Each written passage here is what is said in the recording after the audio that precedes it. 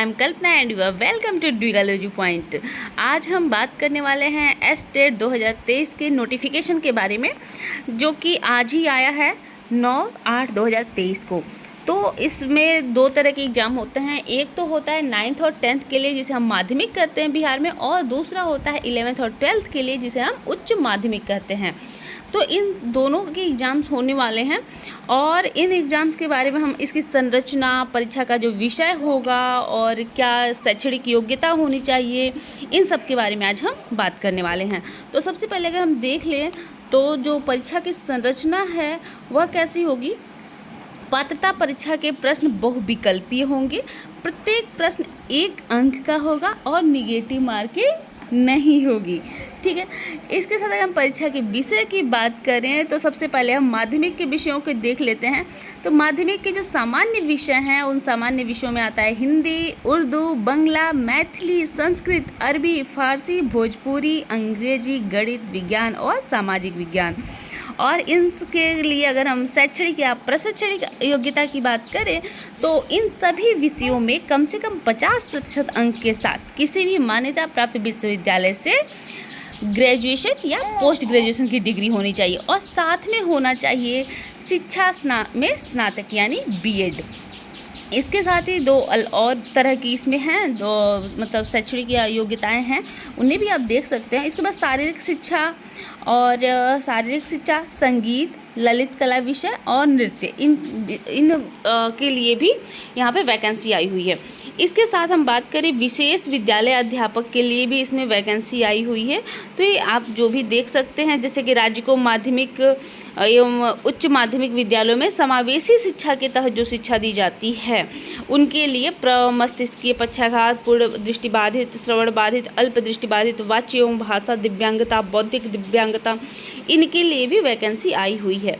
ठीक है। अब हम बात कर लेते हैं जो विषय हैं जो अभी हमने बात की, इन विषयों में कौन कौन फॉर्म भर सकता है। तो देख लीजिए, अगर हम गणित की बात करें तो गणित में स्नातक स्तर पर गणित के साथ भौतिकी, इलेक्ट्रॉनिक्स, कंप्यूटर साइंस या रसायन विज्ञान या सांख्यिकी विषय में से कोई 2 विषय स्नातक स्तर पर पठित हो। मतलब गणित को कंपलसरी है, उसके बाद इन सब में से कोई भी एक विषय होना चाहिए। ठीक है, स्नातक स्तर पर यानी कि ग्रेजुएशन में। और उसके बाद ये हो सकता है, इस क्रम में स्पष्ट किया जाता है कि स्नातक स्तर पर कंप्यूटर साइंस में BCA की योग्यता को सम्मिलित माना जाएगा। इसी तरह विज्ञान की बात करें तो स्नातक स्तर पर जंतु विज्ञान, वनस्पति विज्ञान एवं रसायन शास्त्र विज्ञान में पठित हो, यानी कि जूलॉजी, बॉटनी और केमिस्ट्री इसमें चाहिए। या इंजीनियरिंग में स्नातक हो जिसमें विज्ञान की विशेषज्ञता हो। इसके अंतर्गत उपयुक्त विषयों के अलावा बायोटेक्नोलॉजी या माइक्रोबायोलॉजी को भी समाहित किया गया है। ठीक है। इसके बाद सामाजिक विज्ञान की बात करें तो स्नातक स्तर पर सहायक विषय या प्रतिष्ठा विषय के अंतर्गत इतिहास, भूगोल, अर्थशास्त्र एवं राजनीति शास्त्र में से किन्हीं 2 विषय में उत्तीर्ण हो, जिसमें अनिवार्य रूप से एक विषय इतिहास या भूगोल अवश्य हो। ठीक है। भाषा के संबंधित अगर विषय की बात करें तो माध्यमिक शिक्षा के पद हेतु भाषा के संबंधित भाषा के विषय के रूप में स्नातक स्तर पर पठित होना अनिवार्य है। स्पष्टीकरण इसमें दिया गया कि शिक्षण एवं प्रशिक्षण के किसी भी उपाधि की मान्यता के बिंदु पर या किसी उपाधि विशेष के समतुल्यता के बिंदु पर किसी भी प्रकार के विवाद की स्थिति में राष्ट्रीय अध्यापक शिक्षा परिषद NCTE के परामर्श से विचार का विभाग का अंतिम निर्णय होगा। अब हम आ जाते हैं, दूसरा आ जाते हैं, यहाँ हम आ जाते हैं उच्च माध्यमिक में।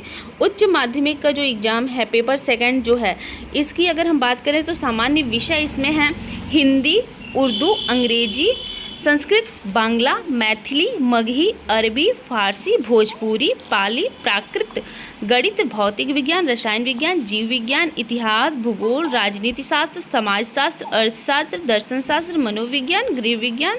ठीक है। और इनमें क्या होनी चाहिए शैक्षणिक अर्हता, तो देख लीजिए, कम से कम 50% अंकों के साथ किसी भी मान्यता प्राप्त विश्वविद्यालय से इसमें पोस्ट ग्रेजुएशन होना चाहिए, यानी स्नातकोत्तर उत्तीर्ण होना चाहिए और साथ में बीएड होना चाहिए। ठीक है।